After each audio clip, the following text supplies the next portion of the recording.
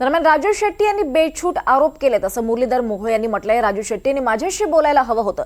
LLP संस्थांमधून 2024 मध्येच बाहेर पडलो होतो असं मोहोळ यांनी म्हटलंय। राजू शेट्टींच्या आरोपांवर मुरलीधर मोहोळ यांनी स्पष्टीकरण दिलंय।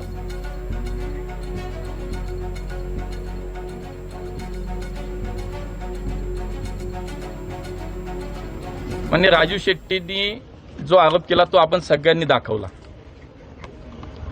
राजू शेट्टी या महाराष्ट्रातल्या पश्चिम महाराष्ट्रातले शेतकरी नेते आहेत। त्यांच्याबद्दल माझ्या मनात आजही आदर आहे।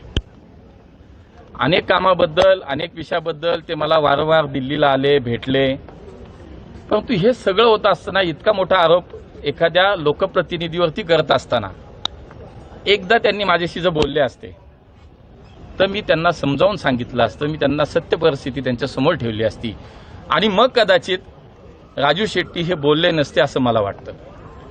मुद्दा हा येतो की जैन बोर्डिंगचं जे काही खरेदी खत झालं, त्याचा व्यवहार झाला, हा व्यवहार करताना गोखले बिल्डर पुण्यातल्या या व्यावसायिकानं ते घेतलं, त्याने ते विकत घेतलं, करार झाला, खरेदी खत झालं आणि माझ्यावरती आरोप असा केला गेला की या गोखले बिल्डरचा मी पार्टनर आहे।